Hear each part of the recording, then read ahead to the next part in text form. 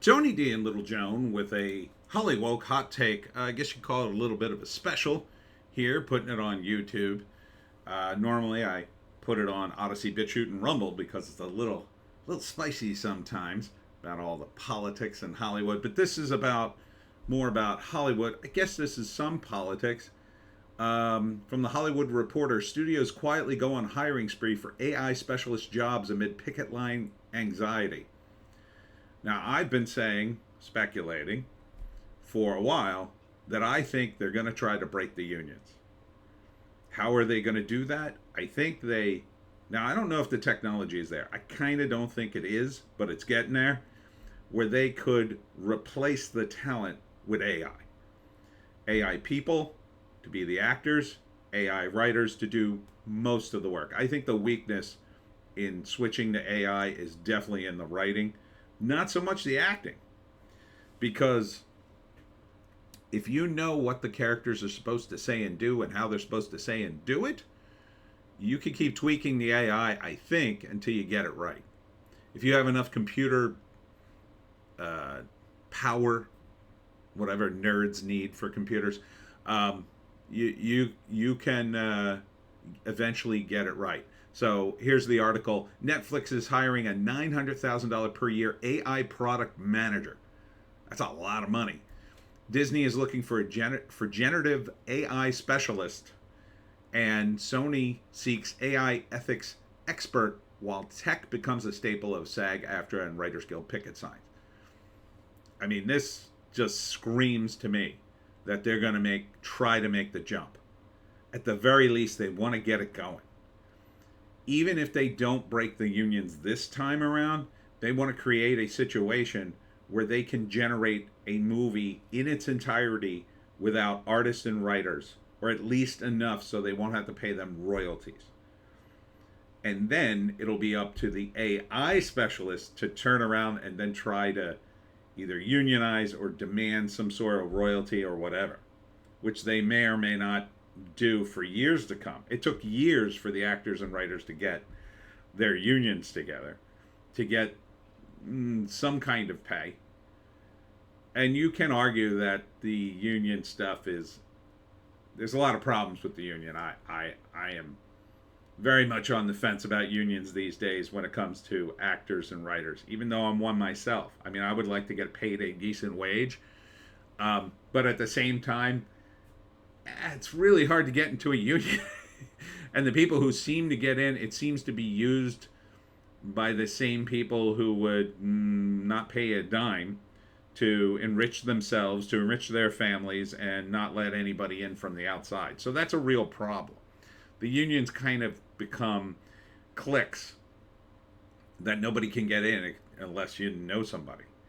And I think that's not good for the industry either. It keeps new blood out, and that's where we are now.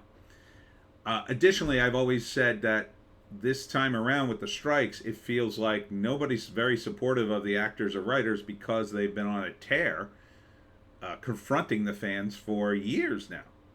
And maybe this has been part of the plan. Maybe the studios were okay with that because down the road they were thinking, yeah, we're going to cut loose these a-holes. We don't want the fans missing them. Let them talk a game. In fact, let's encourage them to be confrontational and political so everybody hates them. And then when we screw their union, nobody will care. I mean, that's pretty Machiavellian, and it's pretty far down the road. But you also have a lot of CCP agents in the West. I'll remind you, 1.1 million, and a lot of them are in media. So, and the ones that aren't direct CCP agents, and that would include just about everybody who's a Chinese national, there would be other people included on the side who are just, they don't know they're working for the CCP. They're working for someone. They're a cutout, and they're just furthering their own career, and they're just kind of moderately ruthless about it. So this could be a jump to where the studios create a movie essentially with no actors and writers. Now, the first problem is the writers. AI sucks at writing. I've had personal experience with that. I've tried to get the AI to write stuff. It's really, really hard. You have to type in so much information. You might as well write the damn thing yourself.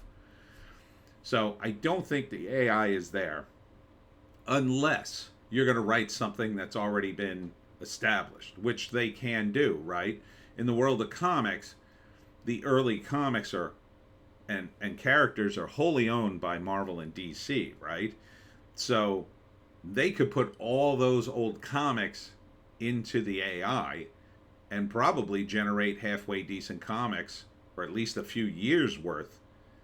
They would be very derivative. They would be very, very repetitive of what's gone before, but they'd be pretty readable for the most part.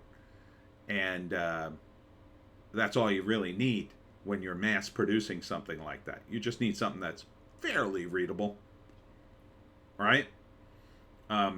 Same thing with television. A TV show like Three's Company, John Ritter's dead. I don't know if any of the other, well, Don Knotts is dead. Norman Fell is dead. Maybe, I'm not sure if Joyce DeWitt is still alive. She may be passed on. I'm not sure. She was doing comic book conventions. I know Suzanne Summers is alive. But imagine if, I don't know, 10 years from now, they're dead too. And the studio takes Three's Company, puts it in the AI, and is able to generate brand new episodes. It's got the original cast. It looks and sounds just like an episode of Three's Company. And, they're about as funny as Three's Company. They pay off the estates, give them a one-time payment, and they just generate Three's Company's episodes in perpetuity. And if you could get 4 or 5 years worth of episodes that sounded new, even though they were derivative of the previous episodes and the same kind of, and really, even the episodes they made were kind of derivative of each other, there'd be nothing new in them, except it would be new to younger audiences who never heard of Three's Companies back from the 70s and 80s. And they could run that for a long time. Now you might say, how are they going to do all this? Can AI actually do it? Well, here's Archer, right? They modeled these characters after various actors. Now, I think all these guys, these are just models. These are just models they hired specifically so the artist could draw the characters in Archer. So, I don't think any of these, none of these people are famous, to my knowledge. And then they hired voice actors separately. So, imagine this. You need the AI, you need to give the AI something. You can't give it a celebrity. You'd have to pay a celebrity. You can't give it an actor or a model's image. But you go down to a construction site and you find a handsome construction worker and you say, hey, buddy, we need pictures of someone for this project. If you sign this contract and let us take your pictures, we will give you, $500. And it'll take you an hour. You'll have the $500. All you got to do is sign the papers. Maybe 1,000. Let's say 1,000. Construction worker, who, again, not an actor, says, yeah, sure. What the hell? Right? You could do the same thing with voice sampling. You find somebody with a decent voice, say, hey, you got a pretty good voice there. Will you let us sample it? We'll give you $1,000. We're doing a project. You just got to sign the rights. Yeah, sure. I'll take my $1,000. So two nobodies, let's say, no offense, two people who are not famous, the image and the voice combined together now is a completely new product inside the AI. This, by the way, was all predicted and I keep telling people this, in a movie called Looker, starring Albert Finney and Susan Day. And if you haven't seen Looker, it is a really good 80s movie. The premise of the movie was that Hollywood was using computers. It took place in the not too distant future from the 80s. Hollywood was using computers to shoot TV shows and commercials. And what they would do is they would use the computer to monitor the actors and actresses so they always look perfect in a scene. The problem is I think James Coburn is in this too. Yeah, James Coburn's in it too. And you can see here that the computer's monitoring the model as the model moves. But what they discovered was, no matter how good looking the model was, no matter how much she tried or had makeup or whatever, every time she moved, her score would go down. And they wanted to keep it perfect. By scanning the model in 3D, completely naked, by the way, which was an excuse for nudity. Here they are scanning in the actress. By scanning them in completely nude in the computer, they could render the actress however they wanted. Put her in clothes, make her say and do whatever they wanted, put her in whatever set, and they actually had, for some reason, they actually had hard sets. They needed that. And so this is 80s technology trying to do the future. It's pretty funny. There was also another bit in it. Susan Day is totally hot in this, by the way, and naked. So the plot of the movie is they don't want to pay the actors and actresses, so after they get them scanned in, they start to kill them because they don't need them anymore, and why continue to pay them? I think they're going to try to do a similar thing. They're not going to kill people, but they're going to do a similar thing with AI. They want to cut the actors out of the whole process, and the the writers too. More so the actors. The actors, I think it's very doable, and it's already started. Here's an article from March.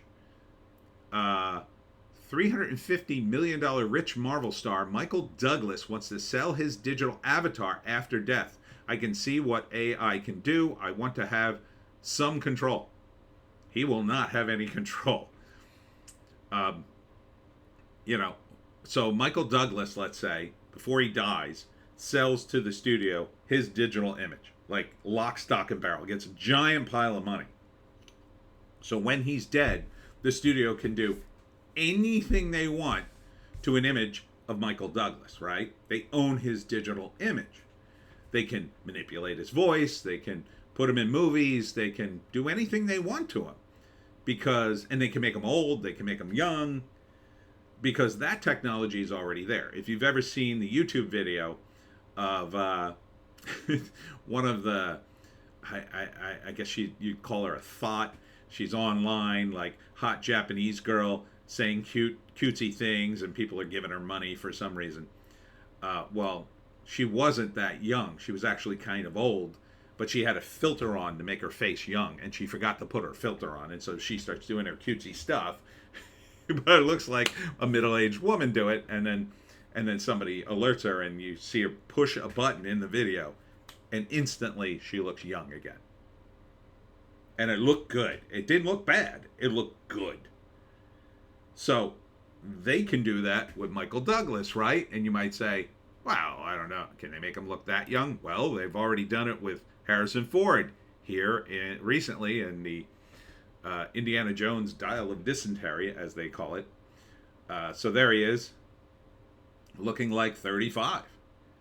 And that's just what they did now, right?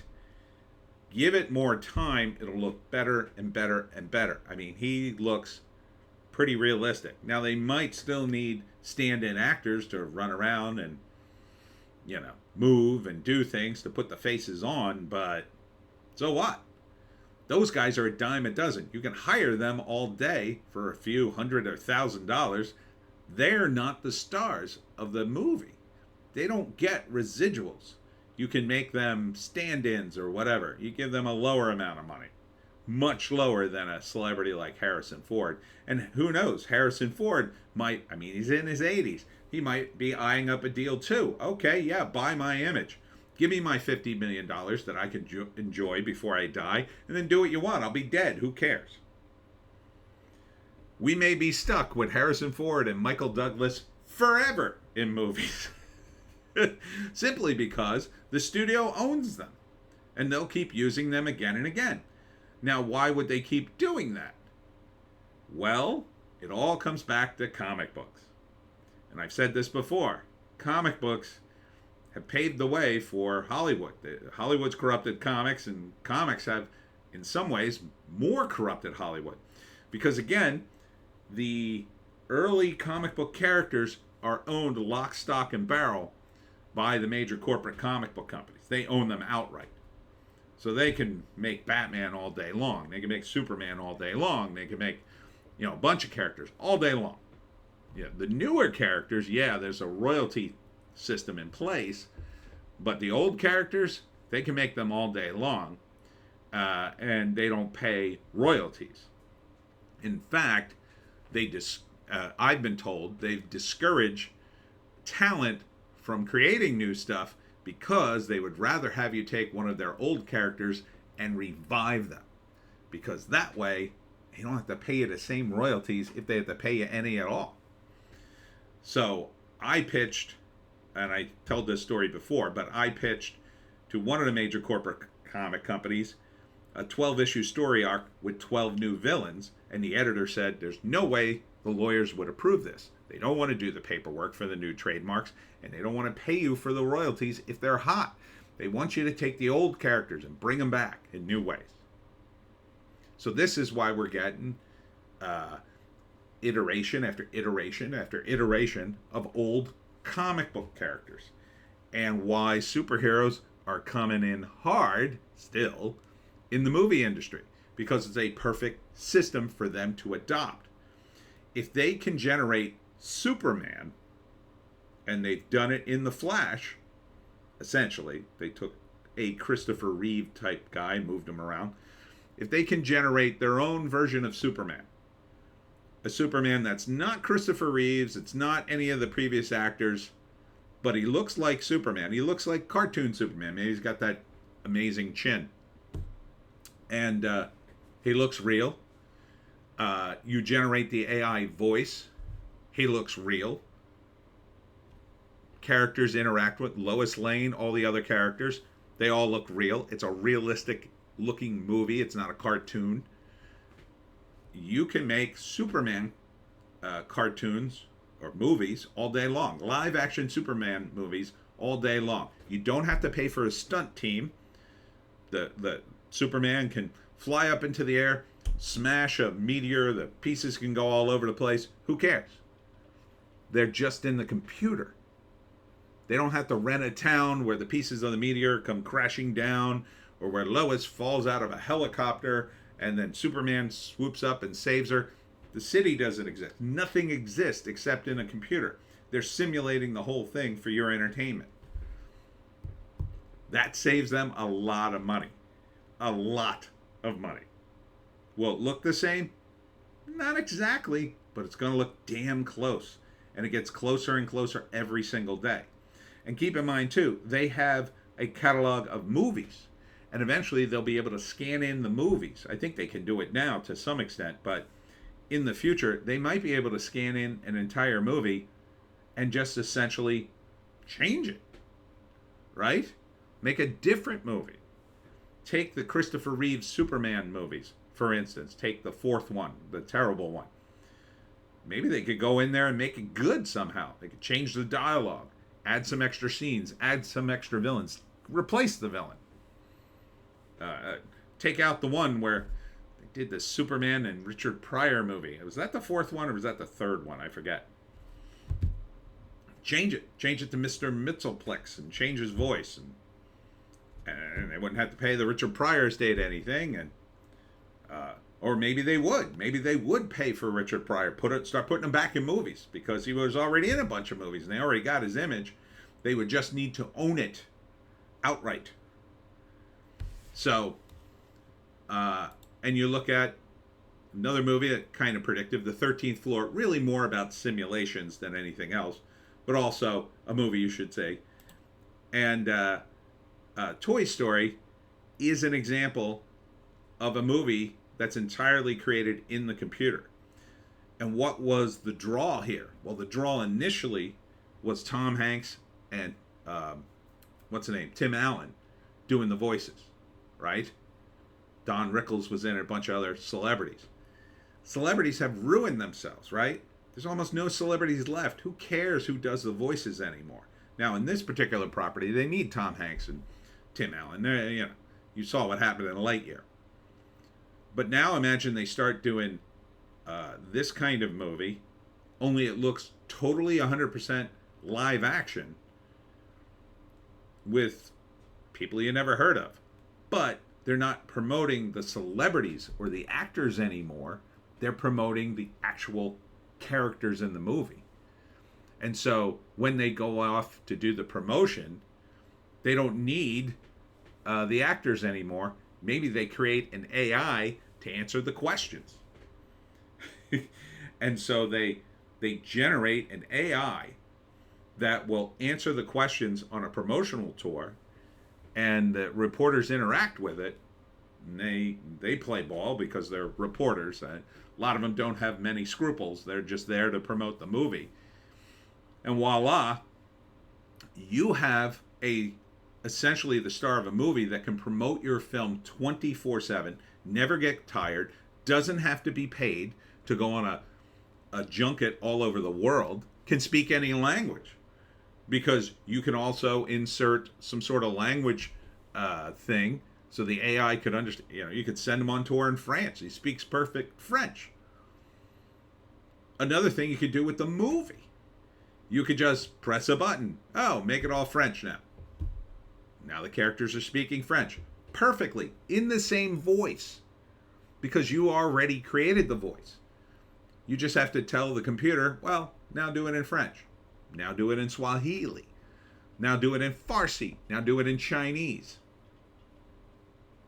You've saved yourself millions of dollars. Millions. It'll only take one of these movies to be a huge hit. And Hollywood is like, we gotta get rid of actors. It wouldn't even have to be that big of a hit. Because think about it. If you have a movie, and let's say it costs you, I don't know, $100 million to make, which these days, by Hollywood standards, is relatively cheap. Oppenheimer cost $100 million. So it cost $100 million to make.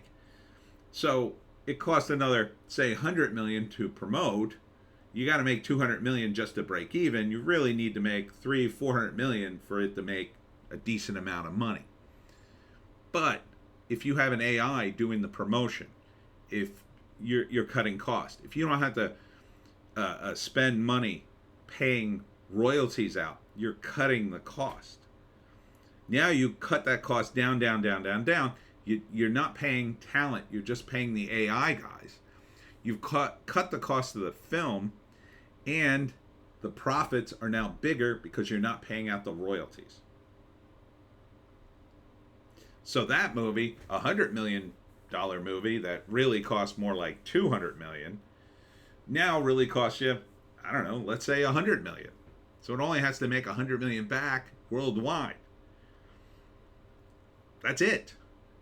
And that's low for a big Hollywood budget movie. It looks like a big budget like Oppenheimer. It might even have a celebrity in it, like Michael Douglas, if that's worth a damn in the future. Or not. Maybe it has a bunch of nobodies in it, but they look like actors. You could create an AI actor, right?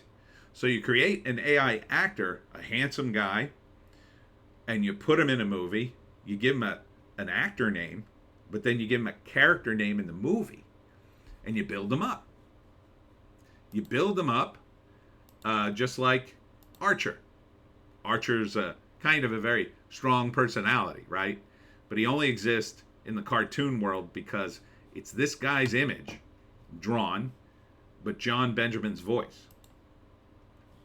You build up the actor, the image, and you keep putting them in different things.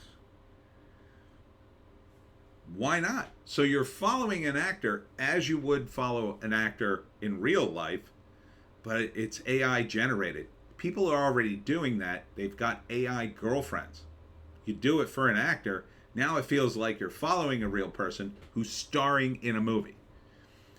The function now of the AI is everything that the actor does.